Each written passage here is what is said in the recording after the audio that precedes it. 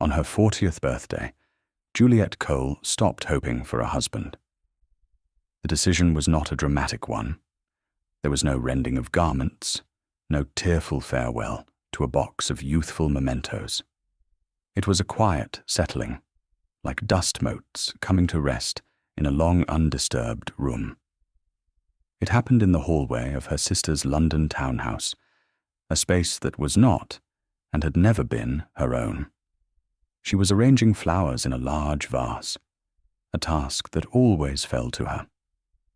Her sister Roxana believed Juliet had a knack for it, which was Roxana's way of saying it was a task beneath her own station as Mrs. Alastair Finch, but one that required a degree of taste her servants supposedly lacked.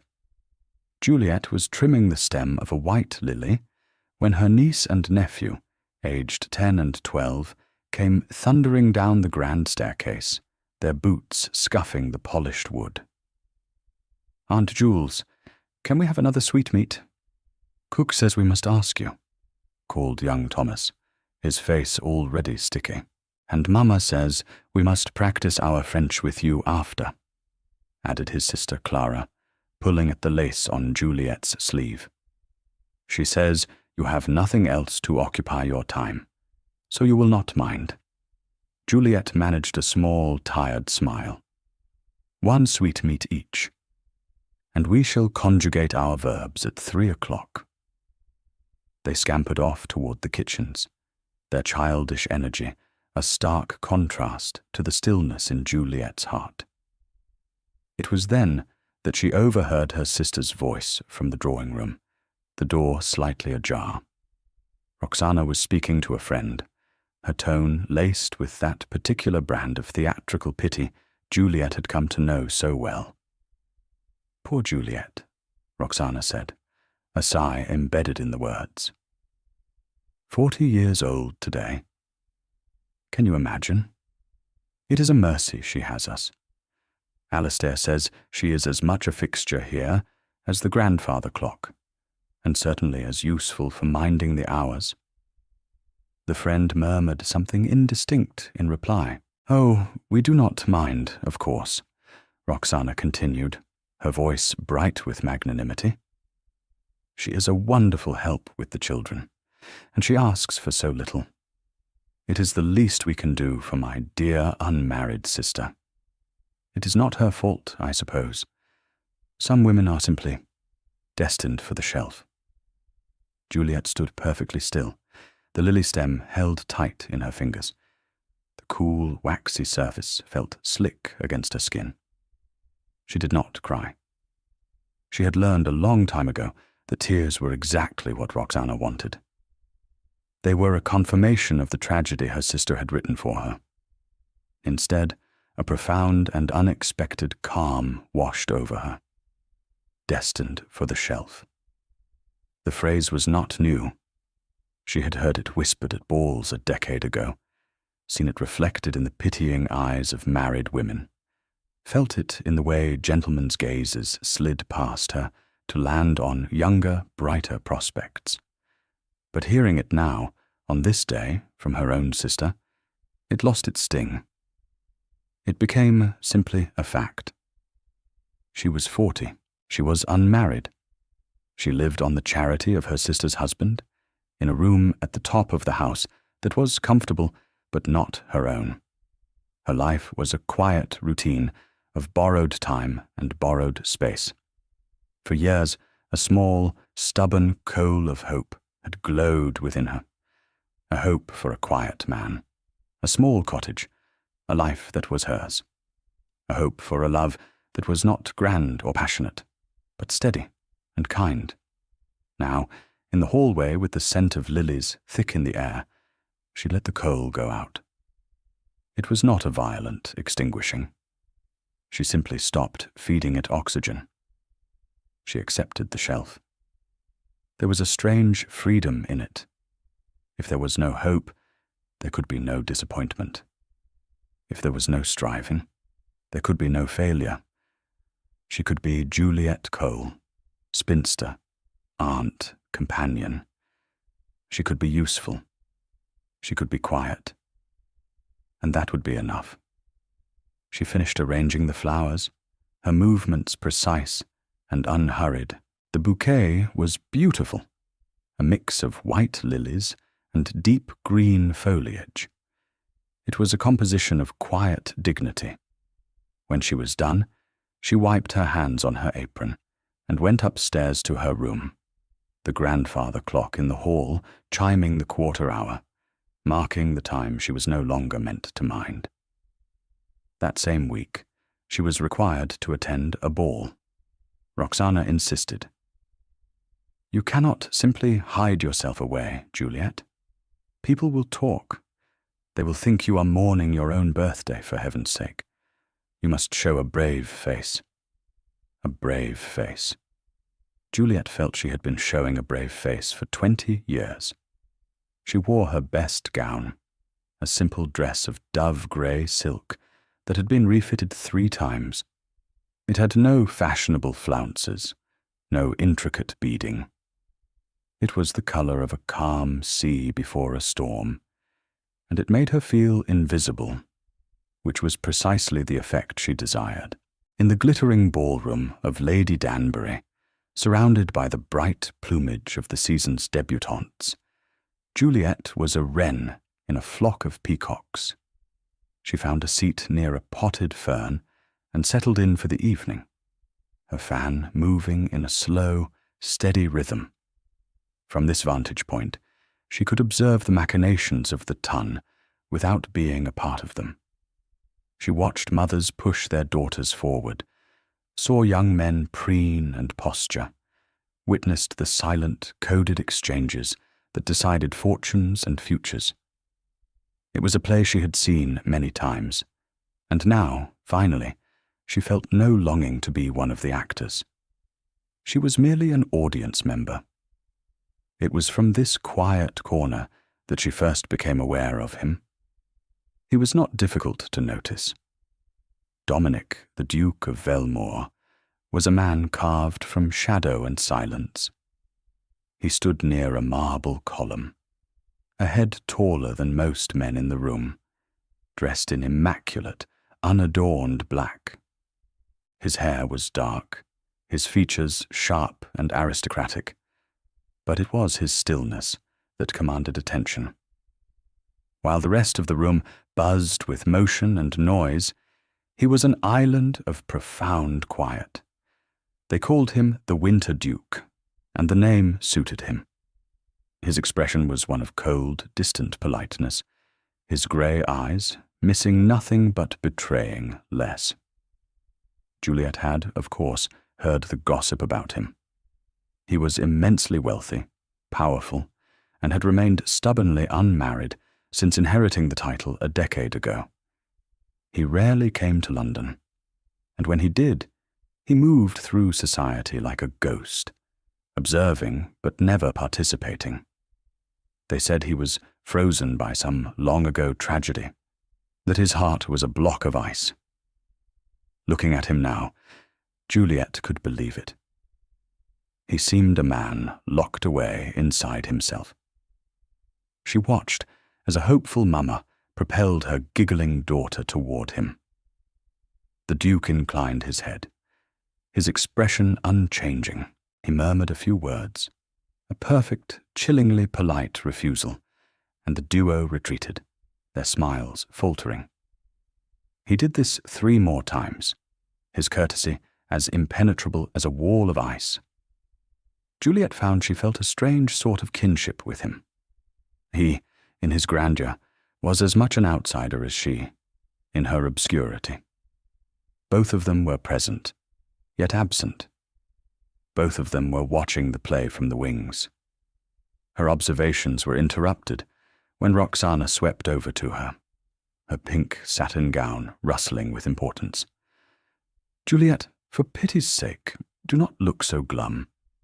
You look as if you are counting the minutes until you can escape. At least pretend to be enjoying yourself." "I am perfectly content, Roxana," Juliet said, her voice even. "Content doesn't find a husband," her sister snapped. Then her eyes followed Juliet's gaze across the room to the Duke. Roxana's expression softened into one of speculative interest.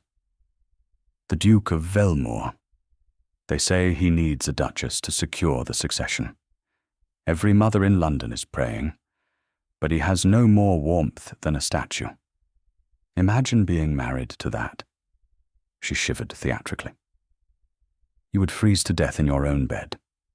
Juliet said nothing, merely fanning herself. The Duke, as if feeling their scrutiny, turned his head.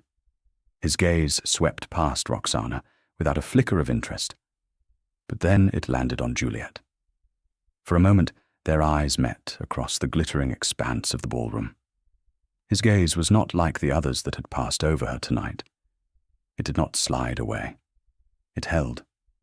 It was not warm, not flirtatious, but it was assessing. It was intelligent.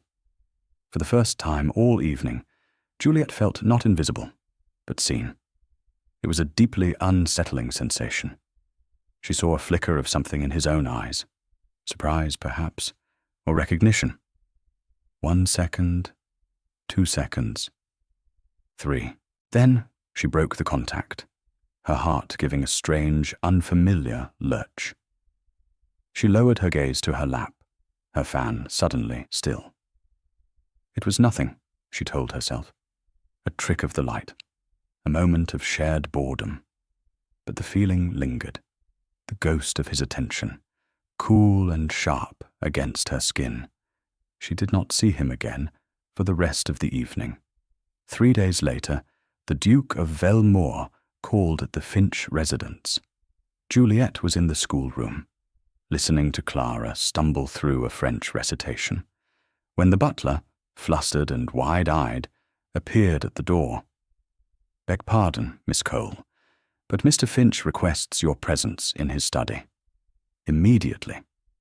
Alistair Finch rarely requested Juliet's presence for anything.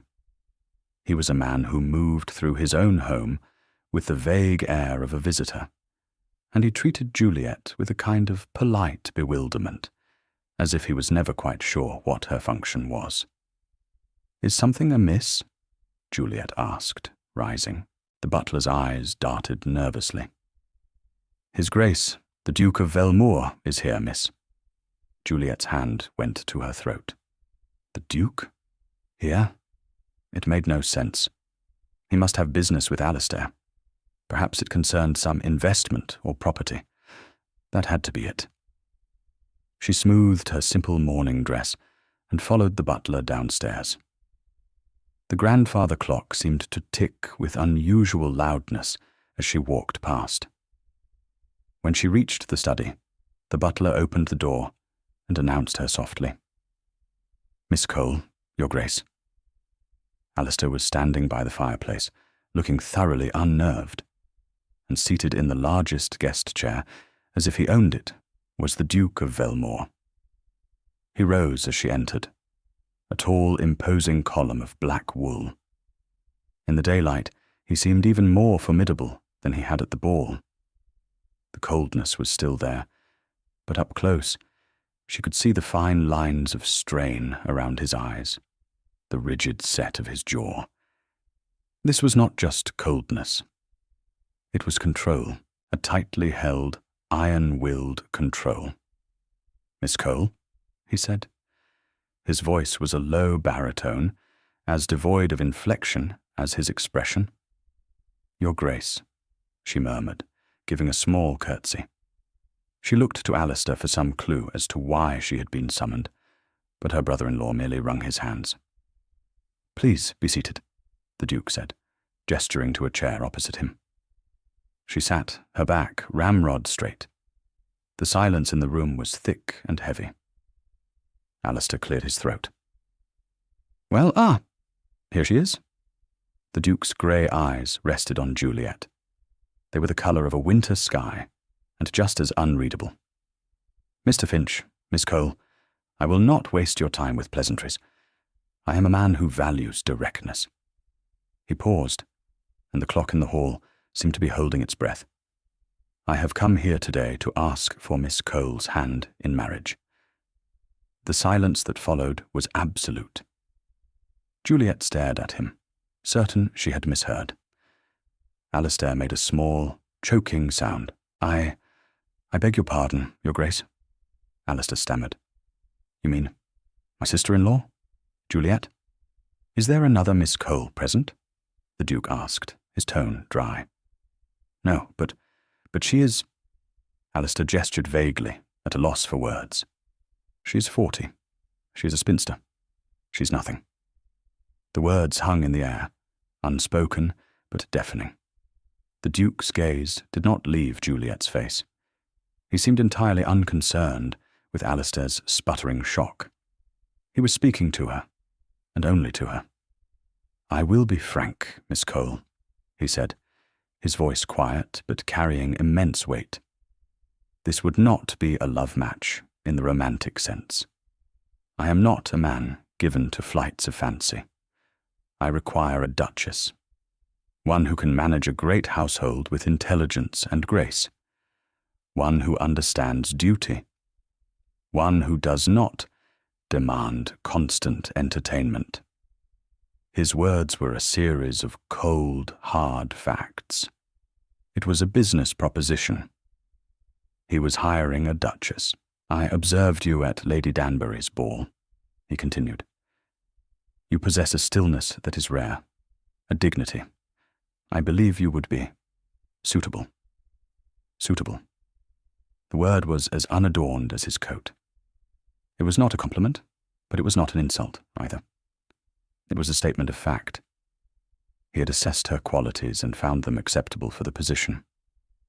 Juliet looked at him, truly looked at him, at the man who had everything and yet seemed to possess nothing, at the man whose eyes held a grief so profound it had frozen him solid. He was not offering her passion or romance. He was offering her a contract, an escape. She thought of her room at the top of the house.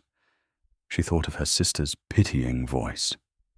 She thought of the endless, identical days stretching before her, filled with French verbs and flower arrangements, and the slow, quiet erosion of herself. She had stopped hoping for a husband, for a love match, and now one had been offered. Not a love match, no, but a position, a title, a life of her own. Alistair was still stammering.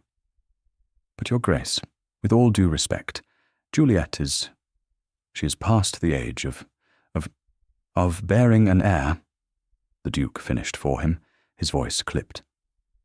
"I have a cousin. The succession is secure, if not ideal. That is not my primary concern. My concern is finding a partner who understands silence."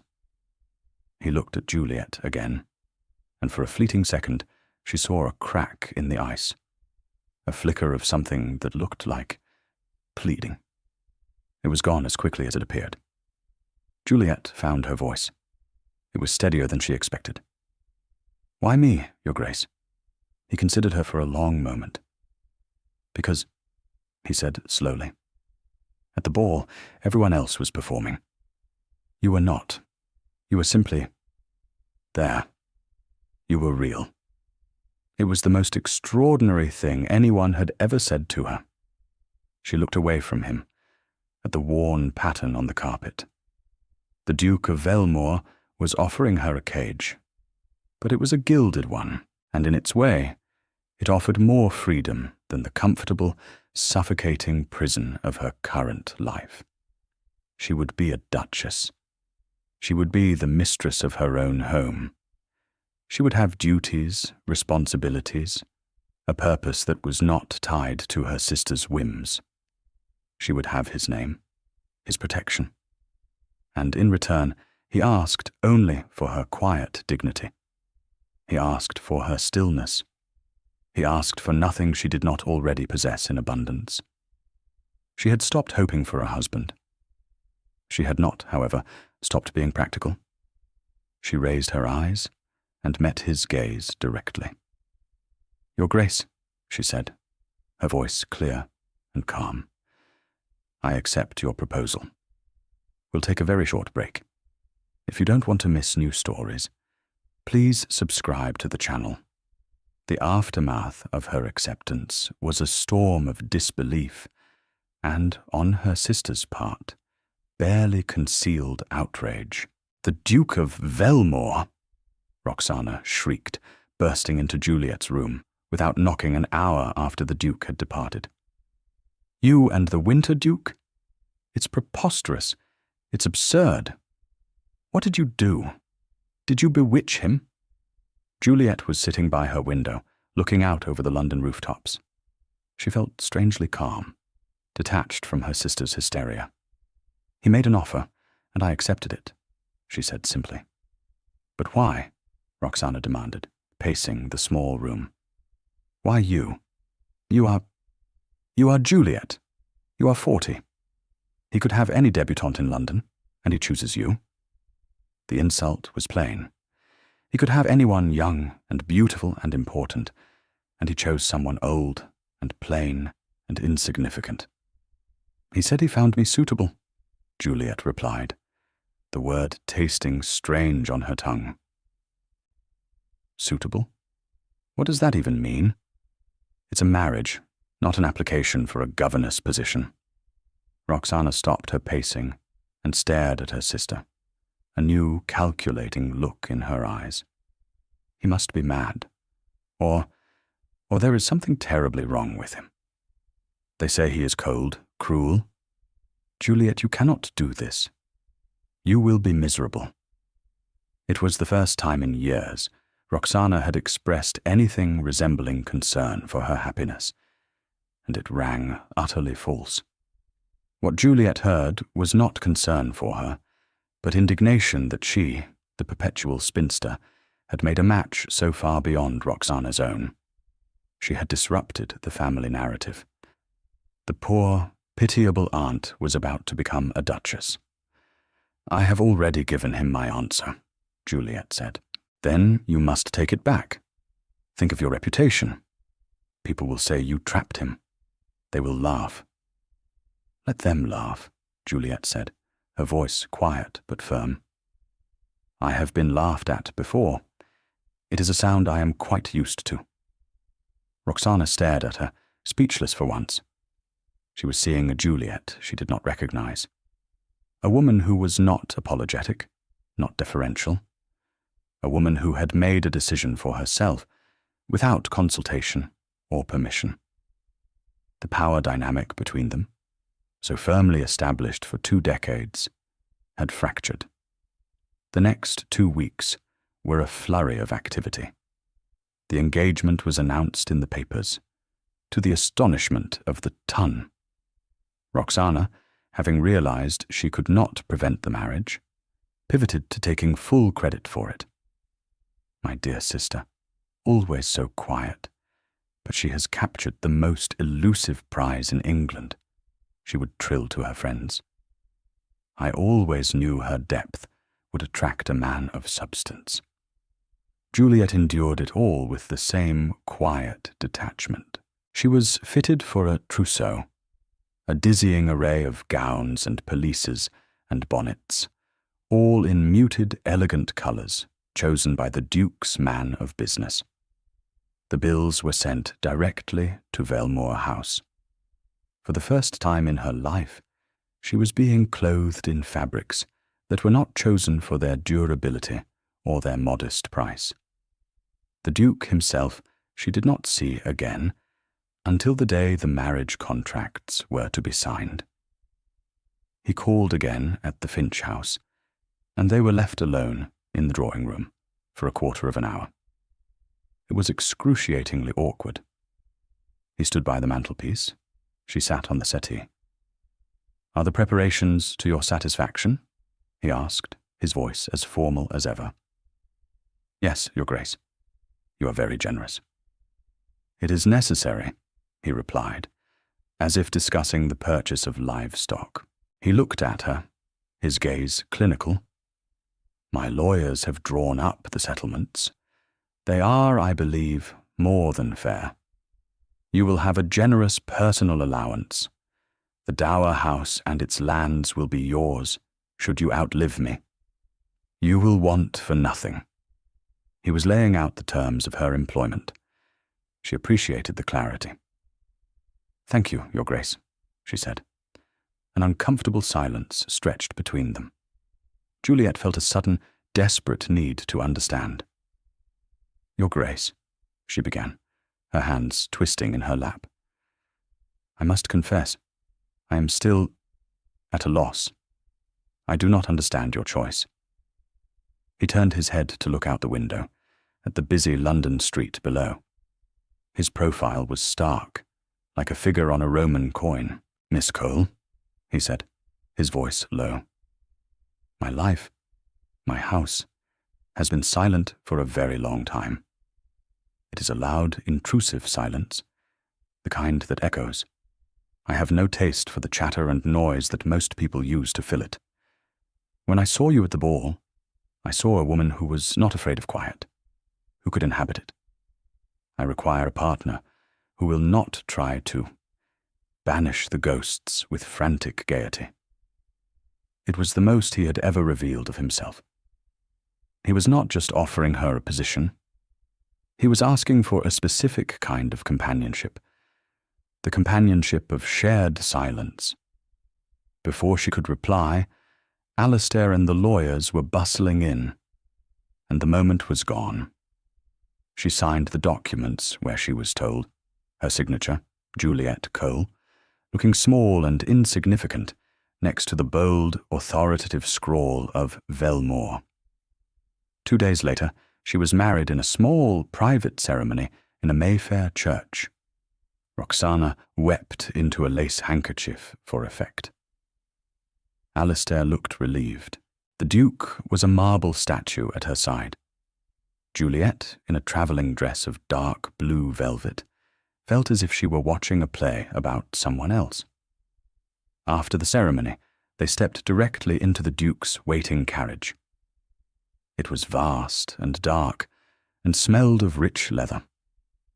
The door closed, shutting out the city, shutting out her old life. She was now Her Grace, the Duchess of Velmore. The carriage lurched into motion. They sat in silence, on opposite sides of the wide seat. Juliet looked out the window as the familiar streets of London slid by, giving way to the green of the countryside. She was on her way to Farmont, the Duke's principal seat in Northumberland. On her way to a new life, a new home, a new silence. She did not know if she was a prisoner being transported or a refugee being saved. Perhaps she was both. The journey to Farmont took 3 days. For 3 days, Juliet and her new husband coexisted in the close confines of the carriage, wrapped in a silence that was both profound and brittle. They spoke only when necessary, short, polite exchanges about the changing of horses or the quality of the inns where they stopped for the night. They took separate rooms. He was impeccably courteous, a perfect stranger who happened to be wearing her wedding ring. Juliet spent the long hours watching the landscape change. The gentle hills of the south gradually gave way to the wilder, more dramatic scenery of the north. The sky seemed to grow larger, the colours more stark. It was a landscape that suited the man beside her, vast, beautiful, and profoundly lonely. On the afternoon of the 3rd day, the carriage turned off the main road and onto a private drive. A pair of magnificent wrought-iron gates, bearing a ducal crest, swung open for them. They drove for nearly a mile through a dense forest of ancient oaks and beeches before the trees parted, and Juliet had her first sight of Farmont. It took her breath away. The house was not a palace. It was not a frivolous, fashionable creation of white stucco and ornate columns. It was a great, sprawling manor of dark grey stone that seemed to have grown from the very land it stood upon. It was vast and imposing, with mullioned windows that glittered like 1,000 eyes in the late afternoon sun. It was a house built to withstand centuries, a fortress against the wildness of the northern moors that rolled away behind it. It was magnificent, and it was radiating a silence that made the silence in the carriage seem like a whisper. As the carriage crunched to a halt on the gravel drive, the great front doors opened. A line of servants, dozens of them, stood assembled on the steps, a sea of black and white uniforms. At their head was a stern-looking man with silver hair who must be the butler, and a woman in a stiff black dress who could only be the housekeeper. The Duke alighted first, then turned and offered Juliet his hand. His touch was cool and impersonal as he helped her down. For a moment they stood side by side, facing the staff, facing the house, the Winter Duke and his quiet, unsuitable Duchess. "Your Grace," the butler said, his voice a low rumble. He bowed deeply. "Welcome home." The Duke gave a curt nod. "Mrs. Graves, this is the Duchess." The housekeeper, Mrs. Graves, was a formidable woman with eyes that missed nothing. She performed a stiff curtsy, her gaze sweeping over Juliet, taking in the simple travelling dress, the unadorned bonnet, the lack of jewels. Juliet could feel herself being weighed and measured. "Your Grace," the housekeeper said, her tone perfectly neutral. Juliet met her gaze directly. "Mrs. Graves," she said, her own voice quiet but clear, "I am pleased to make your acquaintance." There was a flicker of surprise in the housekeeper's eyes. Perhaps she had expected someone timid or haughty. Juliet was neither. The Duke led her inside. The great hall was even more imposing from within. It was cavernous, panelled in dark oak, with a fireplace large enough to roast an ox. A double staircase swept upwards into the shadows. Banners bearing the family crest hung from the rafters, dusty and still. The air was cold, carrying the faint, clean scent of wood smoke and beeswax. But underneath, there was something else. A scent of disuse, of sorrow.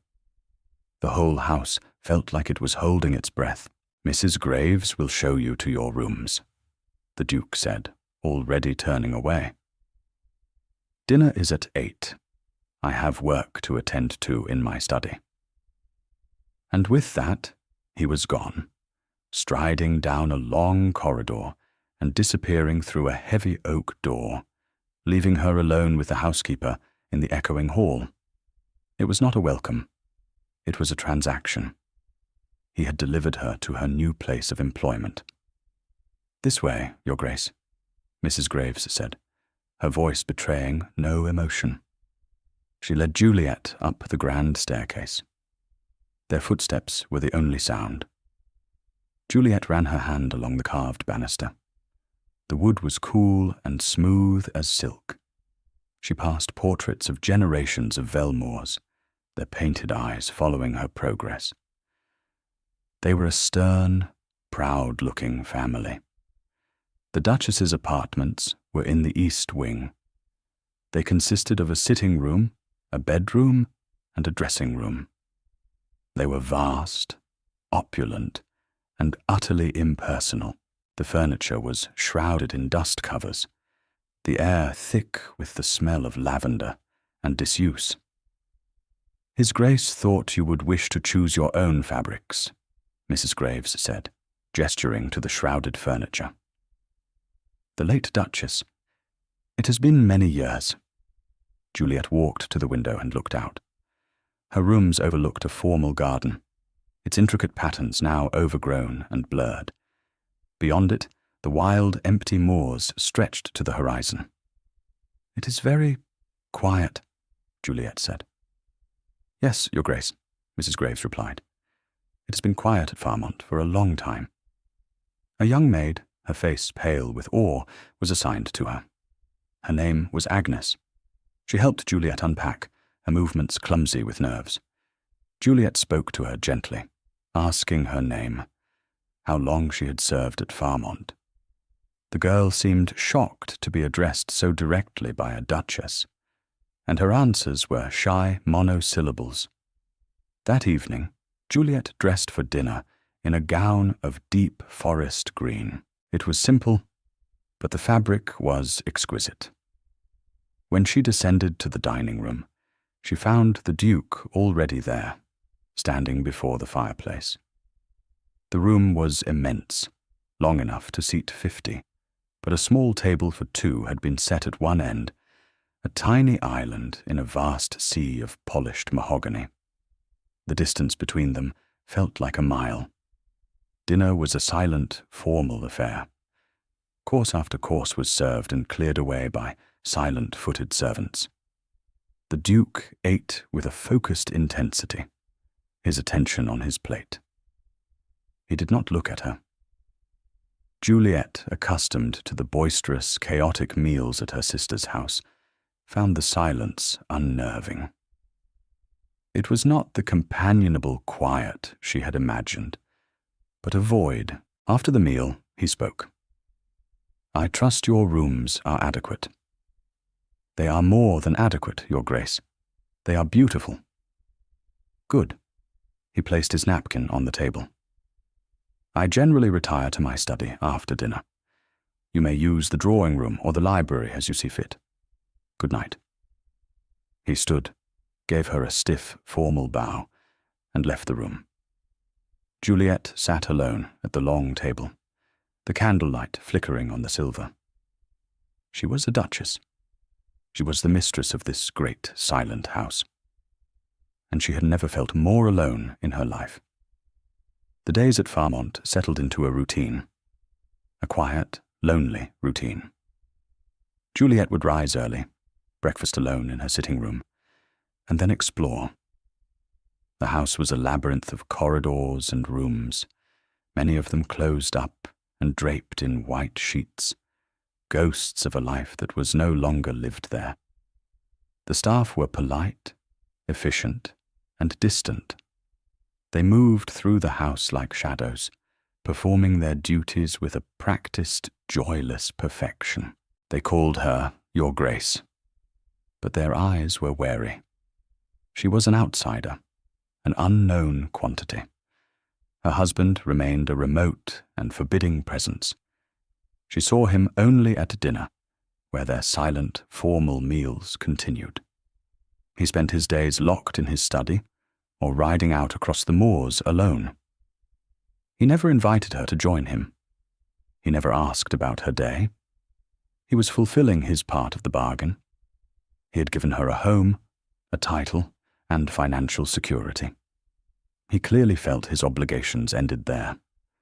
Juliet knew she had two choices. She could retreat into her beautiful, empty rooms and live the life of a pampered prisoner, or she could claim her position, not by demanding it, but by quietly inhabiting it.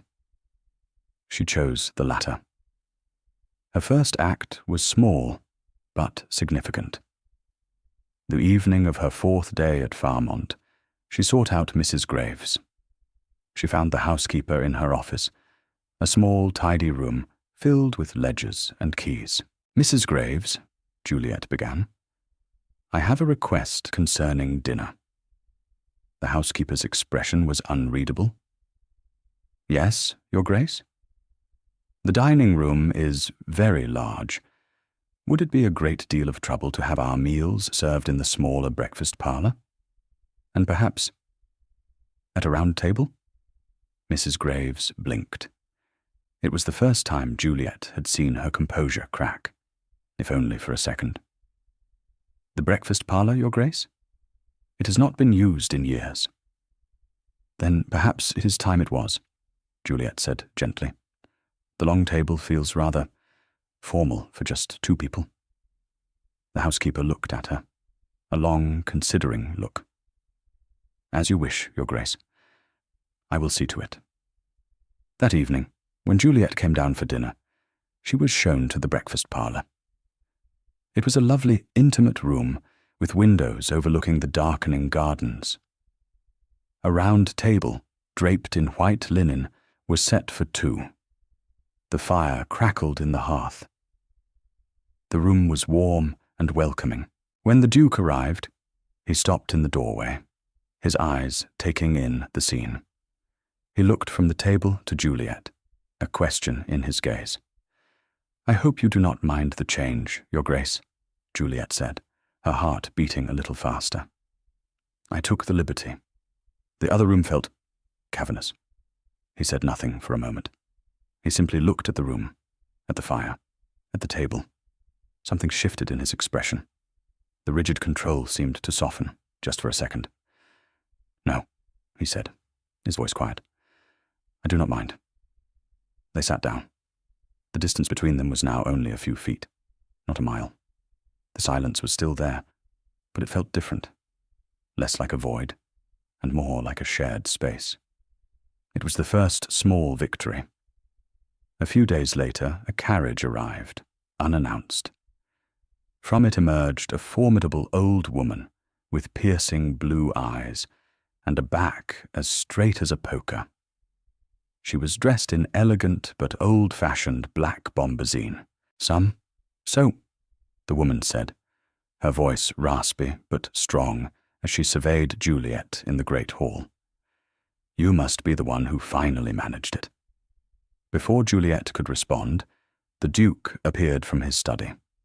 The sight of the old woman brought a look of weary resignation to his face.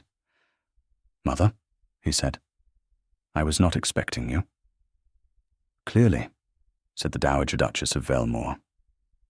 She turned her sharp gaze on her son. "You get married, Dominic, and you do not think to inform your own mother?" "I had to read it in the papers, like a common gossip. I came as soon as I could. I had to see the woman who accomplished the impossible."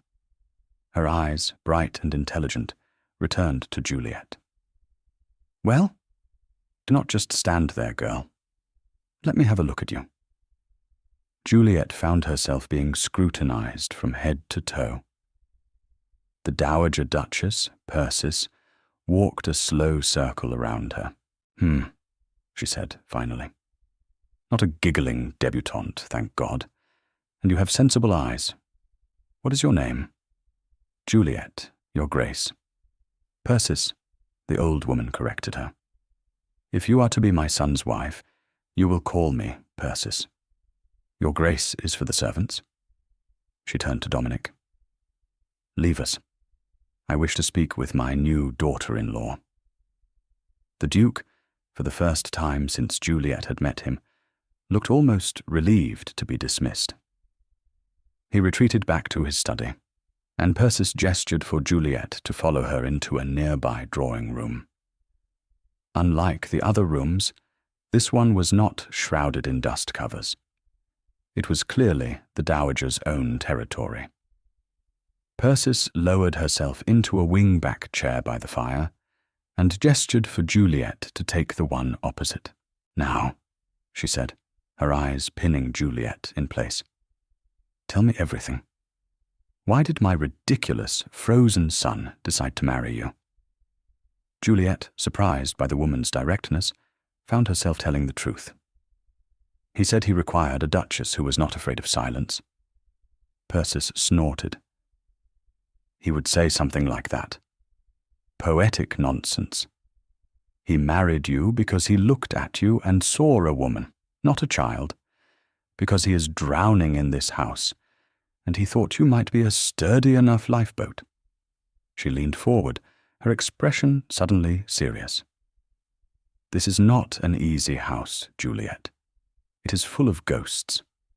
My younger son, Arthur, his death broke something in Dominic, broke something in this place.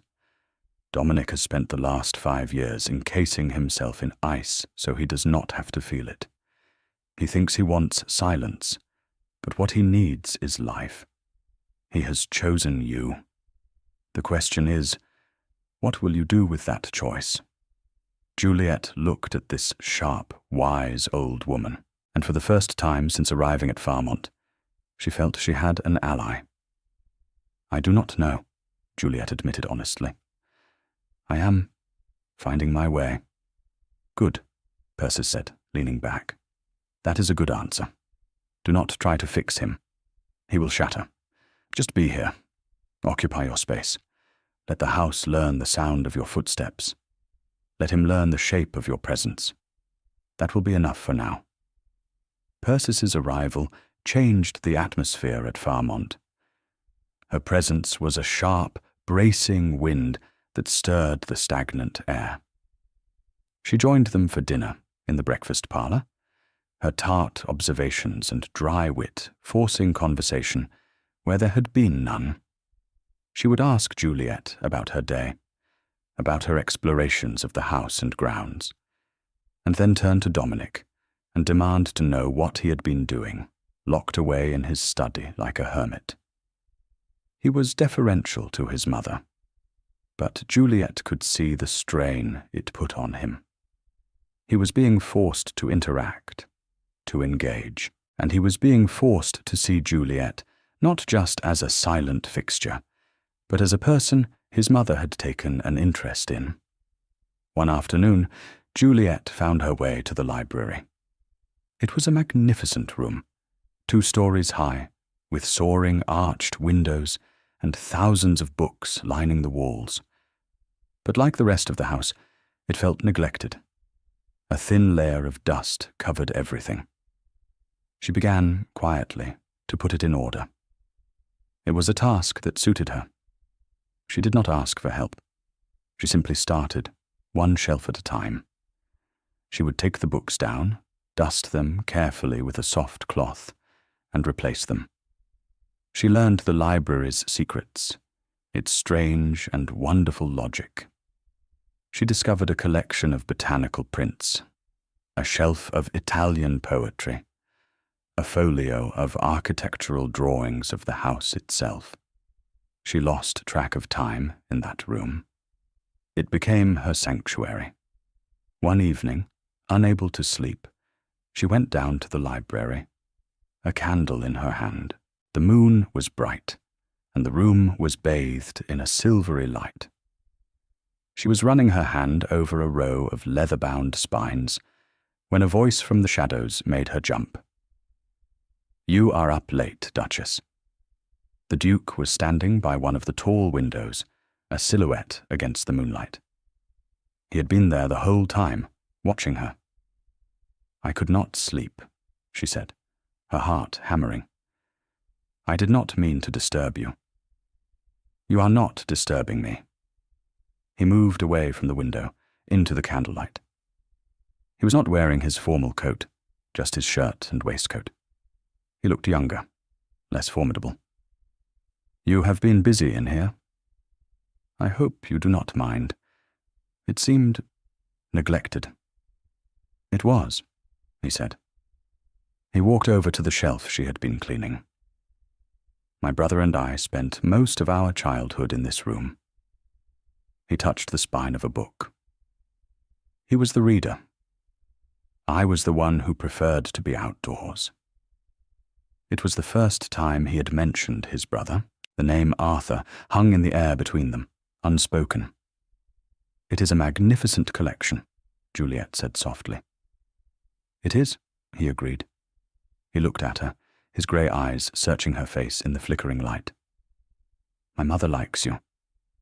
She is very direct." A small, almost imperceptible smile touched his lips. It was the first time she had seen anything of the sort. The almost. "That is one word for it. She sees things clearly." He paused. "She was right to say I was remiss in not informing her of our marriage. It was an oversight. It was as close to an apology as he was capable of giving." "She seems to understand you well," Juliet offered. "She is the only one who ever has," he said, and the bleakness in his voice was a raw wound. He looked away, as if he had revealed too much. "You should get some rest. It is late." He turned and left the library, leaving her alone with the books and the moonlight and the ghost of his confession. She stood there for a long time, her hand resting on a book of Italian poetry, and felt the first tentative shift in the foundations of their arrangement. He was still a stranger, but he was a stranger who had shown her, just for a moment, the man behind the ice. The Duke's mother stayed for a fortnight. Her presence acted as a bridge between Juliet and Dominic, forcing them into a proximity that they would not have sought on their own. Persis insisted on taking her daily constitutional in the gardens, and she would command both her son and her daughter-in-law to accompany her. On these walks, Juliet began to see a different side of Farmont and of its master. Dominic, walking the overgrown paths with his mother, leaning on his arm, would point out a rare species of tree his father had planted, or tell a story from his boyhood about falling into the ornamental pond. The stories were brief, told in his usual clipped tones, but they were cracks in his frozen facade. They were memories of a time before the silence had fallen. Juliet, walking quietly beside them, would listen. She learned that the West Wing had been damaged by a fire a century ago, and that the family had lived in the dower house for a year while it was rebuilt. She learned that the formal gardens she saw from her window had been designed by a famed landscape architect, but that his brother, Arthur, had always preferred the wild, untamed woods beyond. She never asked questions about Arthur. She simply filed the information away, cataloguing the small particulars of her husband's history. She was a witness, patient and silent. Persis saw it all. One afternoon, as Juliet sat with her in the drawing room, doing some mending, the dowager looked up from her book. "He speaks more than he has in 5 years," she said, without preamble. Juliet kept her eyes on her needlework. "He speaks to you, Persis?" "No," the old woman said sharply. "He speaks for you. He is explaining his world to you. Do not pretend you do not see it." She sighed, a dry, rustling sound. "When Arthur died, Dominic sealed himself up. He thought it was his duty to be strong, to be the Duke, to feel nothing. He has forgotten how to be anything else. But he watches you. When you are in the library, when you walk in the garden. He watches you when he thinks no one is looking." Juliet's needle paused. "He watches me as a man might watch a new horse he has acquired, to see if it is lame." Persis laughed, a rare barking sound. "Perhaps, but even a man who buys a horse can grow fond of it, especially if it is a steady, quiet creature that does not shy at shadows." She leaned forward again, her blue eyes intense. "Be patient, Juliet. The North has long winters, but spring always comes, eventually." The day Persis was to depart, she took Juliet's hands in her own dry, wrinkled ones. "You are good for him. You are good for this house. Do not let his silence defeat you. It is a habit, not a weapon." And then she was gone, and the house fell quiet once more, but it was a different quiet. The oppressive, echoing silence had been replaced by something softer, more expectant. It was the quiet of a held breath, but now it felt as if it was held in anticipation, not in grief. Juliet continued her work in the library. It was her domain now. She had even brought in a comfortable chair and a small table, creating a space for herself amidst the towering shelves. The staff, led by Mrs. Graves, had begun to unbend toward her.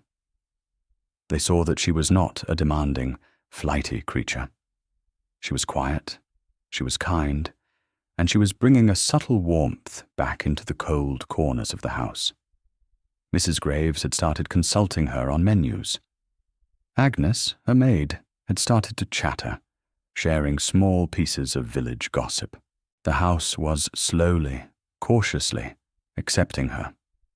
Dominic, too, seemed to be changing. He did not retreat to his study quite so immediately after their evening meal. Sometimes he would remain in the breakfast parlour, staring into the fire, while she sat doing her needlework. They would not speak, but they were sharing the space. On 2 occasions, he had come into the library late in the evening while she was reading.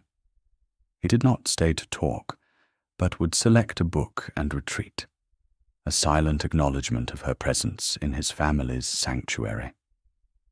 One rainy afternoon, she was walking down a long, little-used corridor in the east wing, when she noticed a door that was not locked.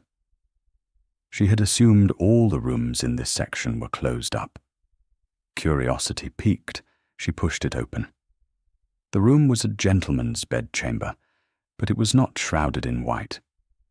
It was preserved, as if its occupant had just stepped out for a moment. A book lay face down on a bedside table. A pair of riding boots stood in a corner, and on the wall, over the mantelpiece, was a portrait. It was of a young man, no more than 20. He had the same dark hair and aristocratic features as the Duke, but where Dominic's face was a mask of cold control, this young man's was alive with laughter. His grey eyes, so like his brother's, were sparkling with mischief and joy. It had to be Arthur. He was so vibrant, so full of life, that looking at the portrait was like a physical blow. Juliet could feel the sheer, shocking absence of him. This was the source of the silence. This was the ghost that haunted Farmont. She heard a footstep behind her and turned, her heart in her throat. Dominic stood in the doorway.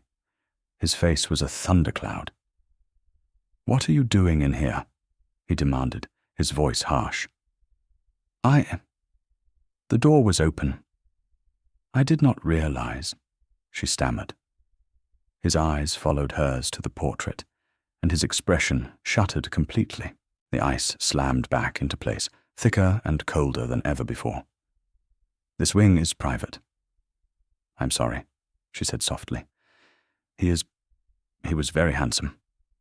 "Get out," he said, his voice dangerously low. Juliet recoiled as if struck. She had never heard such raw fury in his voice. Without another word, she turned and fled, her cheeks burning with humiliation. She did not stop until she was back in the safety of her own rooms. She had crossed a line. She had trespassed on his private grief, and he had thrown her out. The fragile truce between them was shattered. That evening, she did not go down for dinner. She sent Agnes with a message that she had a headache and would take a tray in her room. She could not face him. She could not sit opposite him in their cozy breakfast parlour and pretend nothing had happened. She picked at her food, the silence of her own rooms, feeling lonely again. Not peaceful. She had made a terrible mistake. She had been a fool to think the ice was melting. It had only been a temporary thaw. There was a knock on her door. She expected it to be Agnes, come to collect the tray. "Come in," she called, her voice weary. The door opened, and the Duke walked in. She stared at him, rising from her chair. He had never come to her rooms before. He looked awkward and out of place, a giant in her chintz-decorated sitting room. He did not look at her. He looked at the floor, at the fireplace, at the curtains. "My behavior this afternoon was unacceptable," he said, the words sounding as if they were being dragged from him. "I apologize." Juliet was stunned into silence. The Duke of Velmore was apologizing to her. "You did nothing wrong," he continued, his voice still stiff. "The door should have been locked. It is my fault." He finally raised his eyes to meet hers. The anger was gone, replaced by a deep, hollowed-out exhaustion. "That room, I have not been in there myself in 5 years. Seeing you there, It was a shock. I understand, she said softly, and I am sorry for your loss. The portrait is... He looks like he was a wonderful young man. A spasm of pain crossed his face. He looked away again, toward the window. He was, he said, his voice barely a whisper. He was everything I am not, full of light. He stood there for a long moment, a man balanced on the edge of a precipice of grief. She could see the struggle within him, the desire to speak warring with a lifetime of iron control. Why had he stopped? Why hadn't he continued? The questions hung in her mind, but she did not ask them. She simply waited, giving him the gift of her patient silence. He seemed to pull himself back from the edge. I trust your headache is not severe, he said, his voice regaining its formal tone. It is much improved, thank you. Good. He gave a short, jerky nod. Good night, Duchess. He turned and left as abruptly as he had arrived.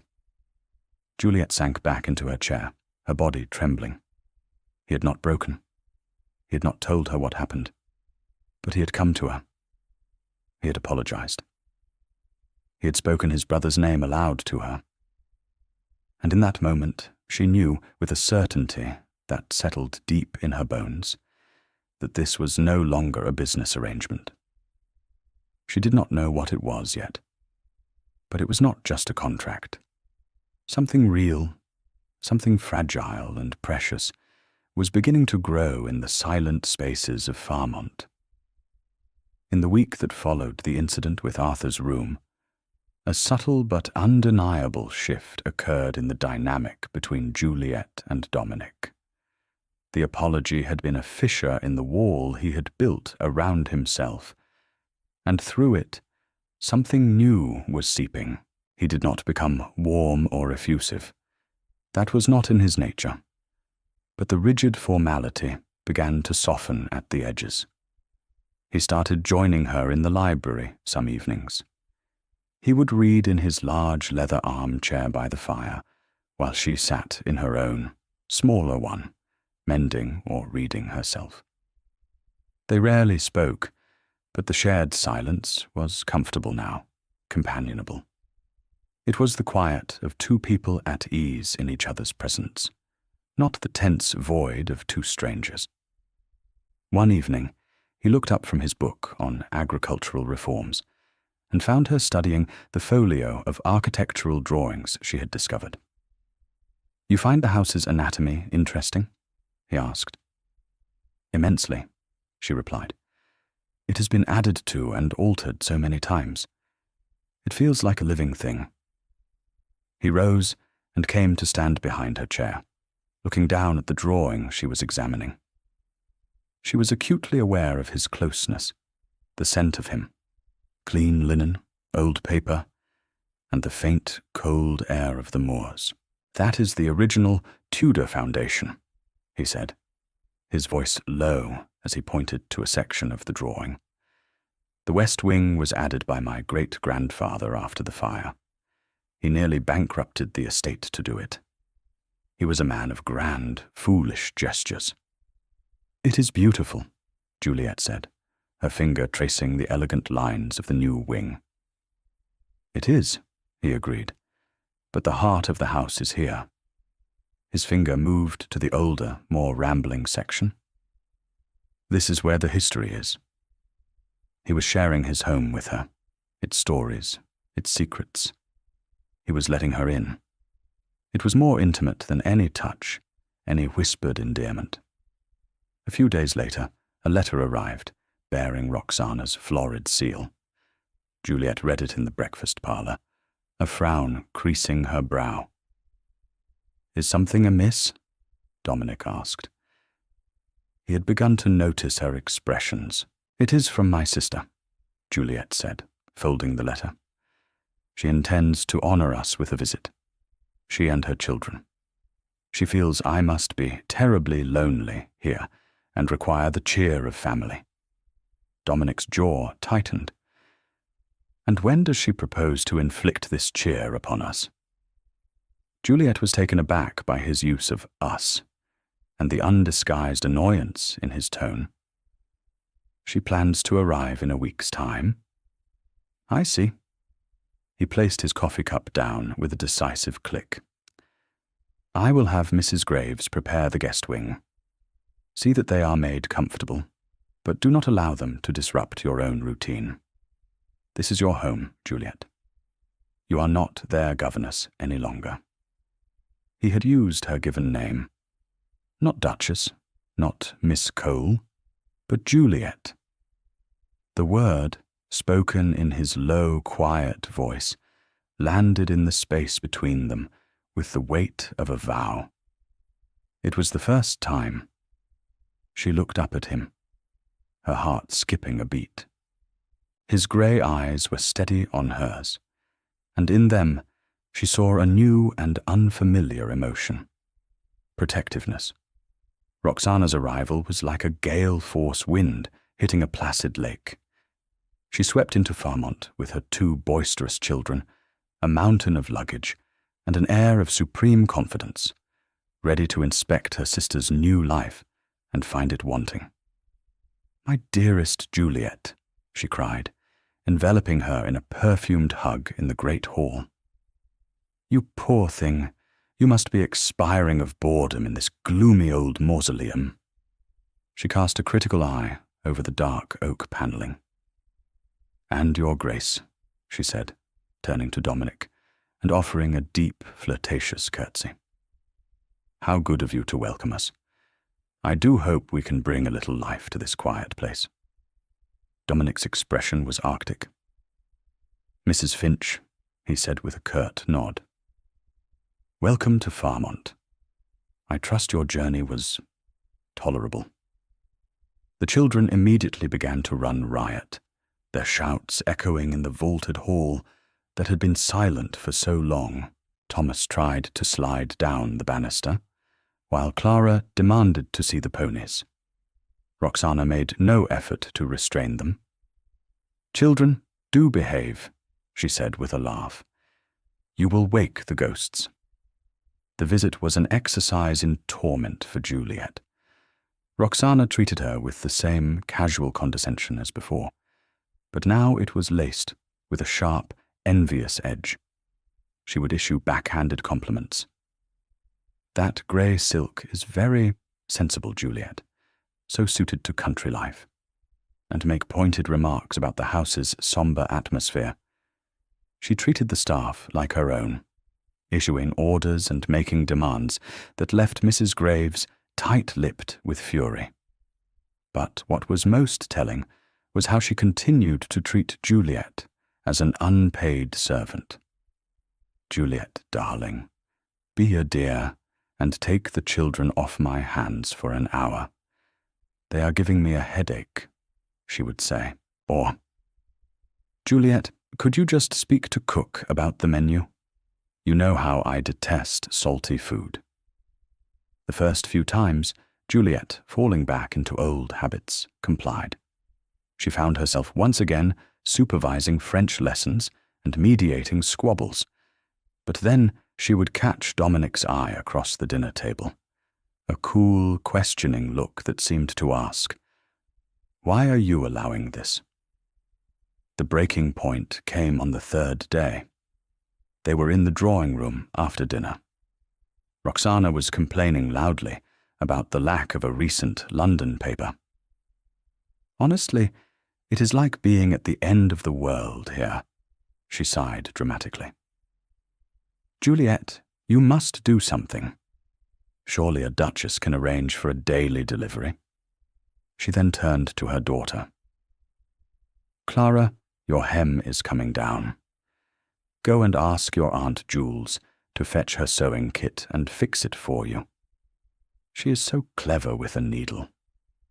Juliet froze, the familiar request a cold splash of water. All her life, she had been the one to fetch, to mend, to soothe, to serve. Before she could even form a reply, Dominic spoke.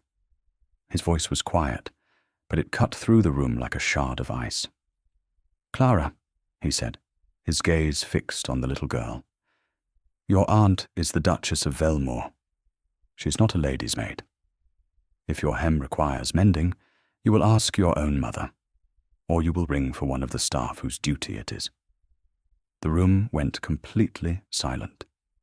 Clara stared at him, her mouth agape. Roxana's face flushed a blotchy, furious red. Dominic then turned his cool gaze upon Roxana. "And in future, Mrs. Finch, you will address my wife with the respect her position demands. Her name is Your Grace. Or, if she permits it, Juliet. It is not Jules, and she is not at your beck and call. Is that understood?" Roxana was speechless. She looked from the Duke's implacable face to Juliet's. In that moment, she saw that the world had irrevocably changed. Her sister was no longer her possession. Juliet felt a surge of something fierce and unfamiliar. It was not triumph. It was validation. He had defended her. He had claimed her, publicly, as his wife, as the mistress of his home. I meant no disrespect, Your Grace," Roxana finally stammered. "It is just old habits. Juliet and I have always been so close."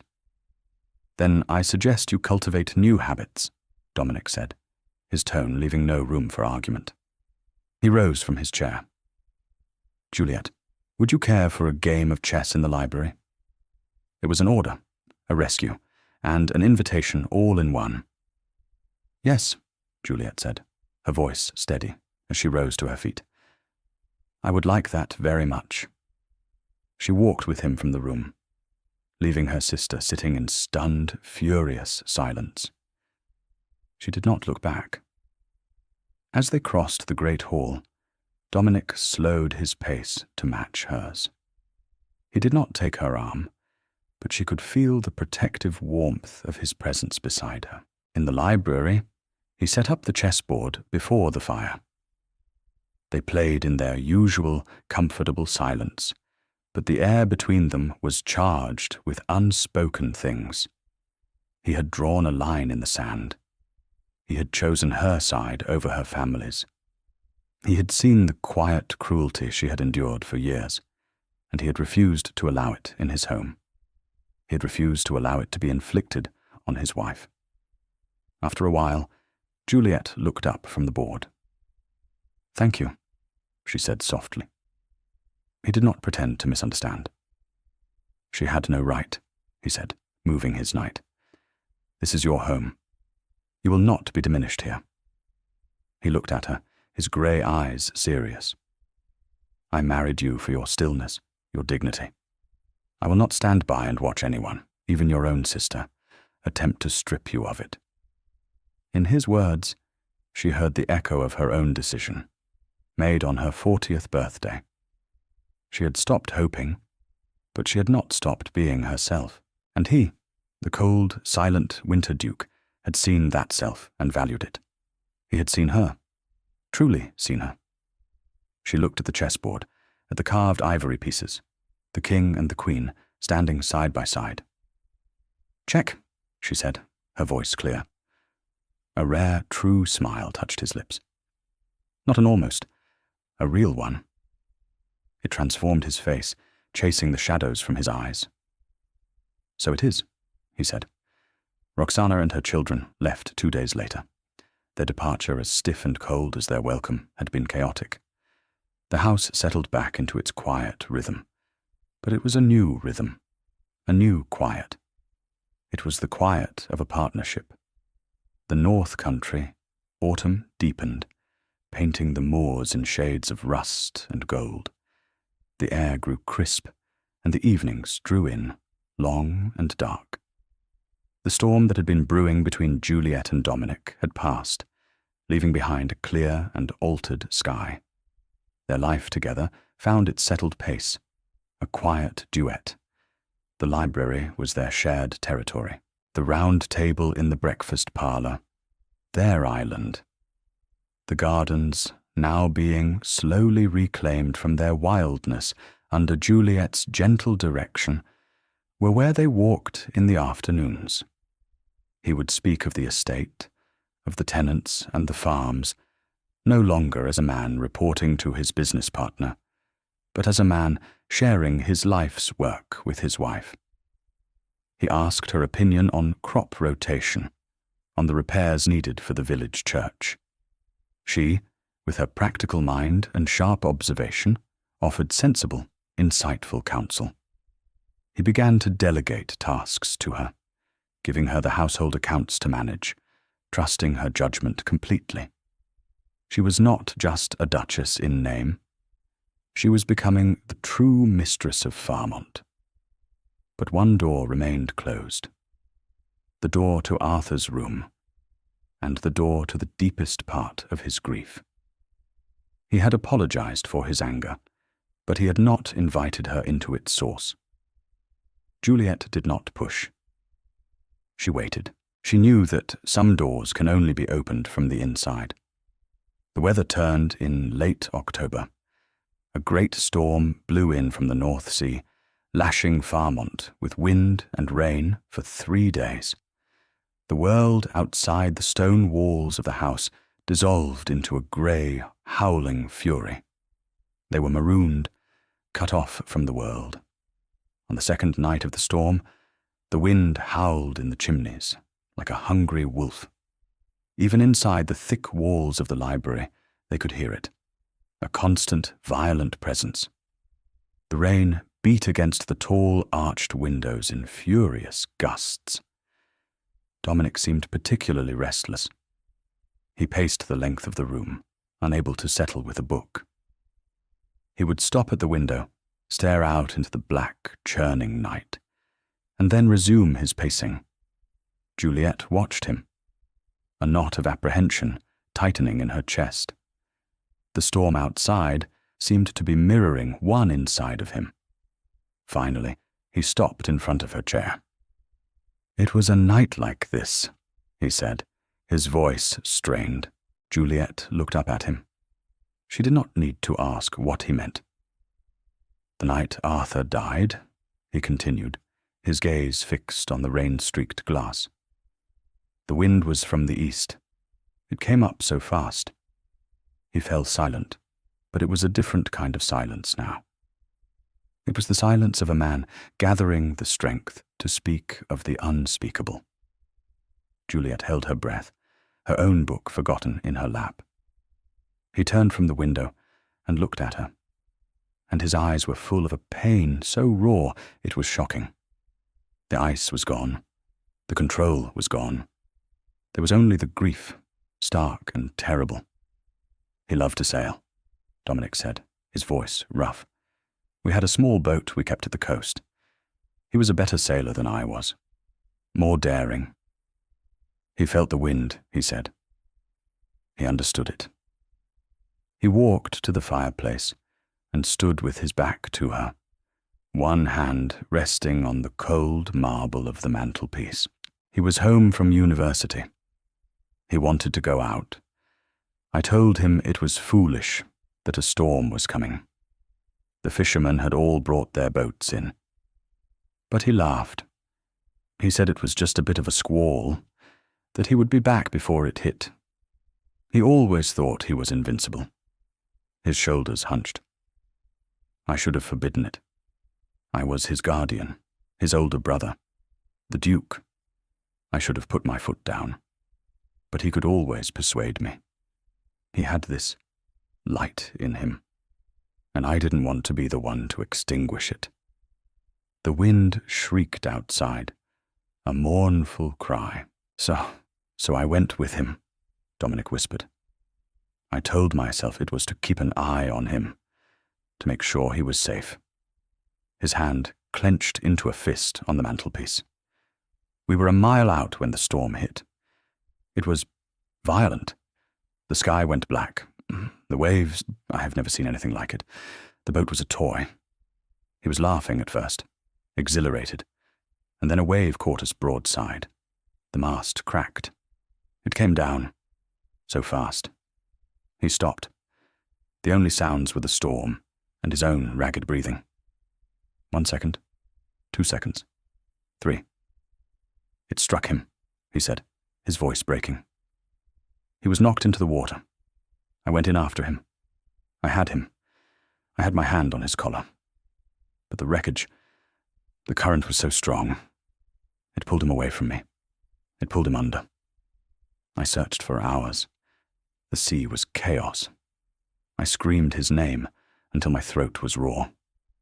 He fell silent again, his body rigid with the memory. Juliet rose from her chair and went to him. She did not touch him. She simply stood beside him, a quiet, steady presence in the face of his storm. They found the boat the next day, smashed to pieces on the rocks, he said, his voice flat and dead. They found him 2 days after that. He finally turned to face her, and his face was the face of a damned man. It was my fault. I was there. I was supposed to be watching him. He was my responsibility, and I let him die. The confession, held in for 5 long years, was out. It filled the room, a terrible, living thing. Juliet looked into his devastated eyes. She saw the guilt that had frozen his heart, the self-blame that had been his constant companion. She did not offer him platitudes. She did not tell him it was an accident. The grief was too large for such small comforts. Instead, she reached out and placed her hand gently on his clenched fist on the mantelpiece. Her touch was a small point of warmth in his cold, lonely world. "Dominic," she said, her voice soft but clear. She had never used his name in such a moment. It was an anchor. "You said he understood the wind. You said he was daring. You could not have forbidden him any more than you could have forbidden the tide to turn. You went with him to protect him. You went into the water to save him. You held on to him for as long as you could." She looked at him, her gaze unwavering. "You loved him. And love is not about control. It is about presence. You were present with him, in his joy and in his end. That is all any of us can ever do." He stared at her, his grey eyes wide, searching her face as if seeing it for the first time. He had expected condemnation, or pity, or attempts to reason away his guilt. He had not expected this. This quiet, absolute acceptance. This reframing of his failure, not as a lack of control, but as an act of love. A single tear traced a path down his cheek. He did not seem to notice it. "It was not your fault, Dominic," she said again, her voice full of a certainty she felt in her soul. "It was a storm. You cannot command the sea." He let out a shuddering breath, a sound that seemed to be torn from the very depths of him. The tension that had held him rigid for 5 years began to release. He slowly uncurled his fist from under her hand, and with a hesitation that was heartbreaking, he took her hand in his. His skin was cold, but his grip was firm. It was the first time he had ever truly taken her hand. He held it, his thumb stroking the back of her palm, as the storm raged on outside. He did not speak again for a long time. He did not need to. In the warm, fire-lit library, surrounded by the ghosts of his family and the fury of the elements, the Winter Duke was finally beginning to thaw. Juliet stood with him, their hands clasped together, a silent promise that he was no longer alone in the storm. The storm broke before dawn. When Juliet awoke, the world was washed clean, bathed in a pale, watery sunlight. The silence that greeted her was not the heavy, oppressive silence of before, but a deep and profound peace. She went down to breakfast and found Dominic already there. He was standing by the window, looking out at the glistening, rain-drenched gardens. He turned as she entered, and the change in him was startling. The deep lines of strain around his eyes had eased. The bleakness was gone, replaced by a quiet gravity. He looked settled. "Good morning, Juliet," he said, and his voice was different, deeper, calmer. "Good morning, Dominic," she replied, a soft smile on her lips. They sat at their round table. The conversation was not about the estate or the weather. He asked her about her childhood, about her parents. He asked her about the books she loved, the music she enjoyed. He was learning her, as she had learned him. He was discovering the woman he had married. After breakfast, he said, "Will you walk with me?" He led her not to the gardens, but up the grand staircase, down the long corridor of the east wing. He stopped before the door to Arthur's room. It was closed. He took a key from his pocket, unlocked it, and pushed it open, letting the morning light flood in. He led her inside. The room no longer felt like a shrine to a ghost. It felt like a memory, sad but peaceful. He walked to the portrait over the mantelpiece and looked up at his brother's smiling face. "I am going to have this moved to the main gallery," he said, "with the other family portraits. It is time he came out of the shadows." He turned to Juliet. "And I would like to reopen this wing. Perhaps we could turn these rooms into a nursery." He said it so calmly, so matter-of-factly, but the implication struck Juliet with the force of a tidal wave. A nursery. He was no longer just thinking of securing the succession with a distant cousin. He was thinking of a future with her. She could not speak, could only look at him, her heart overflowing. He seemed to understand her silence. He stepped closer and gently took her hands in his. "Juliet," he said, his voice thick with emotion. "I married you for your silence, for your stillness. I thought that was what I needed, a quiet port in a storm. But you are not the port. You are the lighthouse. You do not offer a place to hide. You show the way home." He raised her hand to his lips and pressed a gentle kiss to her knuckles. "I made a bargain for a duchess, but I have, by some miracle I do not deserve, found a wife. My wife." In the quiet, sunlit room, surrounded by the memory of a brother lost and the promise of a future yet to be made, Juliet Cole, who had stopped hoping for a husband on her 40th birthday, finally found a home. She was not on a shelf. She was at the very center of a life, a heart, a love that was more real and profound than anything she had ever dared to dream of. Epilogue. 2 years later. The library at Farmont was warm, the fire crackling in the hearth. The late afternoon sun, low in the autumn sky, slanted through the tall windows, illuminating the rich colors of the Turkish rug and the spines of 1,000 books. The room was no longer a silent sanctuary. It was the living heart of the house. Juliet sat in her favorite chair, a book open but unread in her lap. Her gaze was on the scene before her. Dominic was on the floor, on his hands and knees, a position of profound indignity for a duke. On his back, holding onto his collar for dear life, was their son, a 1-year-old boy with his father's dark hair, and everyone said, his mother's calm, observant eyes. The baby, named Arthur, gurgled with delight as his father pretended to be a fearsome bear, growling in a low, rumbling voice that held nothing of the winter in it any more. The sound of their laughter filled the room, a sound as warm and welcome as the firelight. Persis, the Dowager Duchess, sat in the opposite chair, her knitting needles clicking softly. She watched her son and grandson, a rare, soft smile on her face. "I never thought I would see the day," she murmured to Juliet. Dominic playing the fool. Arthur would have loved this. He would have, Juliet agreed, her heart full. The ghost of the first Arthur was no longer a source of pain in this house, but a gentle, smiling memory. A footman entered with the afternoon post on a silver tray. There was a letter for Juliet, bearing Roxana's familiar seal. She opened it. Her sister's letters had changed over the past 2 years.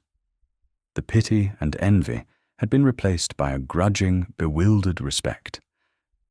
She wrote of London gossip, of her children's progress, and always ended with a stilted but sincere inquiry after Juliet's health and that of her family. She had even, in her last letter, asked for Juliet's advice on a matter concerning her daughter, Clara. The world had righted itself. Juliet folded the letter and looked back at her husband and son.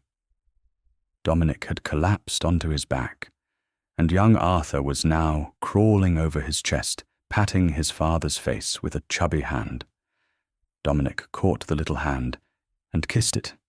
His eyes, those grey eyes that had once been so cold, crinkling at the corners with love. He looked over at Juliet and smiled, a real, easy smile that was just for her. It was a look that said everything. It spoke of shared nights and quiet mornings, of partnership and passion, of a love that had not been a whirlwind discovery, but a slow, quiet, deliberate construction, built day by day, silence by silence, word by word. It was a love that had been chosen, earned, and treasured. Juliet smiled back, her hand resting lightly on the gentle swell of her stomach, where their second child was growing. The house was no longer silent. It was filled with life, with laughter, with love. It was home, and she, who had once been destined for the shelf, was at the very center of it all, seen and cherished, exactly as she was. Thank you for listening to the story all the way to the end. Please tell us which city you're watching from and what the story made you feel. Don't forget to subscribe so you won't miss new stories.